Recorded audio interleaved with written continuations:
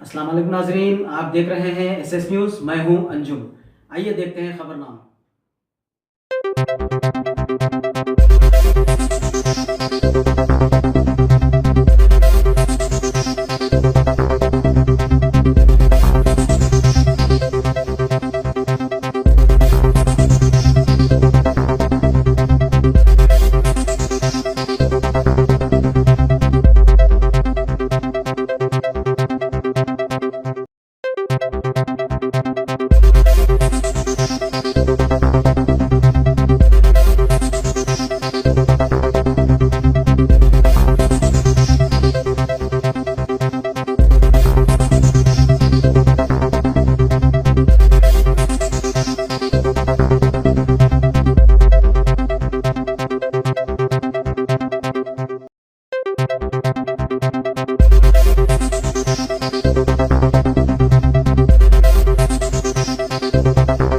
వాళ్ళ owner complaint చేయడము, దాని తర్వాత మనకి ఇన్ఫర్మేషన్ రావడం కొంచెం లేట్గా వచ్చింది.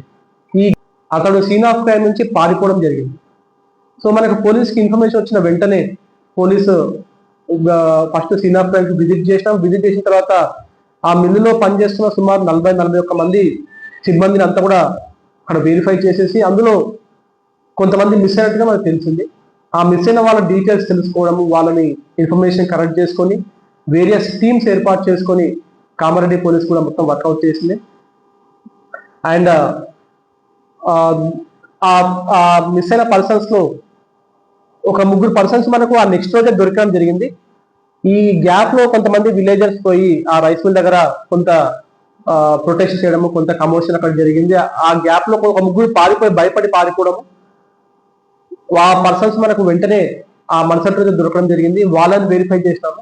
దాని తర్వాత అందులో ఒక పర్సన్ మనకు ఈ అక్యూజ్ ఇప్పుడు ఎవరైతే ఉన్నారో Rahul, basically from Bihar, but family మొత్తం కూడా పంజాబ్ లో సెటిల్ అయింది. ఇతను మిస్ అయినట్టుగా, ఇతను ఆనవాళ్ళతో మ్యాచ్ అయినట్టుగా మనకు తెలిసింది.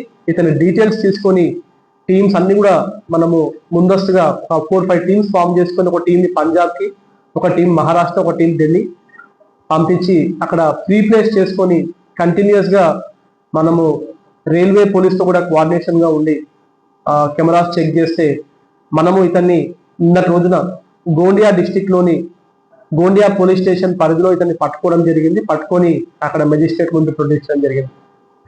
ఈ వివరాల్లోకి వెళ్తే, ఈ మహిళ ఆ రోజు మధ్యాహ్నం తన వ్యవసాయ పనుల కోసం తను పొదల్లోకి వెళ్తుంటే, ఆ ఫీల్డ్ లోకి వెళ్తుంటే అమాంతం వెనుక నుంచి అక్యూజ్డ్ తల మీద కొంచెం బలంగా వస్తువుతోటో చేతితోటో తను చెప్పలేకపోతుంది, బట్ కొట్టి ఆవిడ్ని పొదల్లోకి లాక్కెళ్ళి అక్కడ చాలా దారుణంగా రేప్ చేయడం జరిగింది.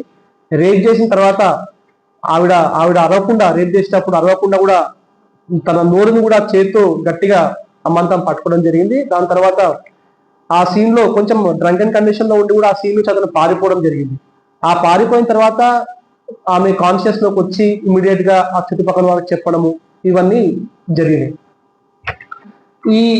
ఈ ఎంటైర్ దాంట్లో కొన్ని ల్యాప్సెస్ మనకు కనిపిస్తా ఉన్నాయి. ఇమ్మీడియట్ గా ఒకటి మనకి పోలీసుకి ఇన్ఫార్మ్ చేయకపోవడం ఒకటి.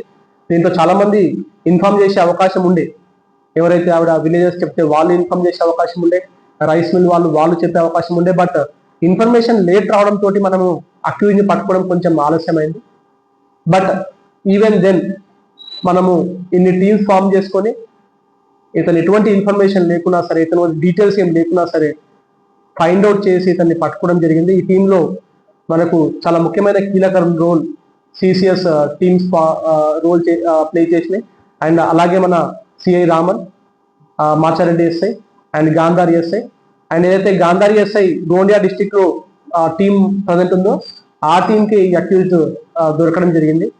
ఈ అక్యూజ్డ్ తను కనిపించకుండా కూడా ఒక షాల్వా తోటి మొత్తం కూడా అతని ఫేస్ మొత్తం కవర్ చేసుకొని కూడా అతను అక్కడ తిరగడము, ఇవన్నీ కూడా ఇట్ వాజ్ ఏ వెరీ కష్టమైన ఆపరేషన్ ఉండే. బట్ కామారెడ్డి పోలీస్ దాన్ని ఛేదించారు, పట్టుకోవడం జరిగింది.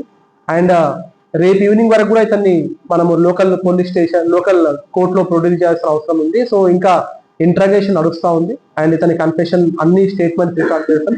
ఇతని వద్ద నుంచి మనం ఒక కొన్ని ఒక గొలుసు అండ్ ఒక మొబైల్ ఫోన్ కూడా సీజ్ చేయడం జరిగింది. So what I mean to say ఇది ఒకటి, తప్పు చేసిన వాళ్ళు ఎక్కడ పారిపోయినా సరే వాళ్ళని ఖచ్చితంగా పట్టుకుంటాము, చిన్న క్లూ ఉన్నా సరే. బట్ వి రిక్వెస్ట్ పీపుల్, వాళ్ళకు తెలిసి ఏదన్నా తప్పు కానీ ఏదైనా జరుగుతున్నప్పుడైతే ఇమ్మీడియట్ గా 100 నెంబర్కి ఫోన్ చేసి ఇన్ఫార్మ్ చేస్తే ఆ క్రైమ్ ని డిటెక్ట్ చేయడంలో చాలా హెల్ప్ అవుతుంది. సో రేప్ కేసు పెట్టాం. రేప్ కేసులో ఇతన్ని బుక్ చేయడం జరిగింది. ఎక్కువ బీహార్ లో లేడు, basically from Bihar, but settle in family అంతా కూడా పంజాబ్ లో ఉంది. వీళ్ళు మొత్తం 7 అన్నదమ్ములు, బట్ అందరు కూడా వేరియస్ ప్లేసెస్ లో ఉన్నారు. కొంతమంది ఢిల్లీలో, కొంతమంది పంజాబ్ లో ఉన్నారు. బట్ పంజాబ్ స్టేట్ డేటాబేస్ లో అయితే వీళ్ళ మీద ఎటువంటి కేసు లేదు. రాష్ట్ర స్థాయిలో కూడా ఒక చర్చ జరిగింది. సో వీళ్ళ గురించి డేటాబేస్ ఒకటి ప్రిపేర్ చేస్తా ఉన్నాము. సో మనకు ఇటుక బట్టీలు కావచ్చు, రైస్ మిల్స్ కావచ్చు, హార్వెస్టర్ కి పనిచేయడానికి వచ్చిన ఇతర రాష్ట్రాల నుంచి పనిచేసిన లేబర్ కావచ్చు, వీళ్ళ డేటాబేస్ కాంట్రాక్టర్ ఖచ్చితంగా మెయింటైన్ చేయాలి. అండ్ ఆ డేటాబేస్ విత్ ఫోటోగ్రాఫ్ మెయింటైన్ చేసి వాళ్ళ దగ్గర పెట్టుకోవాలి. అండ్ ఒక కాపీ ఖచ్చితంగా లోకల్ పోలీస్ స్టేషన్ కి సబ్మిట్ చేయాలి. సో ఇది ఇప్పటి నుంచి ఎన్ఫోర్స్ చేస్తాము. ఇది మాకు కూడా ఒక మంచి ఎగ్జాంపుల్ లాంటిది. So we will also come up with solution for this. తీసుకోవాలి, బట్ వీళ్ళు మైగ్రెంట్ అన్ఆర్గనైజ్ సెక్టర్ కాబట్టి వీళ్ళు అప్టైన్ చేసుకోరు. బట్ అనదర్ సెక్యూరిటీ జాబ్స్ కానీ మిగతా ఏదైనా స్మాల్ స్కేల్ లో ఏదైనా జాబ్ హోల్డర్ అయితే వాళ్ళు కంపల్సరీగా పీసీసీ కానీ డేటా మెయింటైన్ చేయకపోవడం కూడా చట్టరీత్యా నేరమే. అటువంటి వాళ్ళ మీద కూడా చర్యలు ఉంటాయి. సో ఖచ్చితంగా వాళ్ళ దగ్గర పనిచేసే వాళ్ళ డేటాబేస్ అంతా కూడా మెయింటైన్ చేయాలి. అదేవిధంగా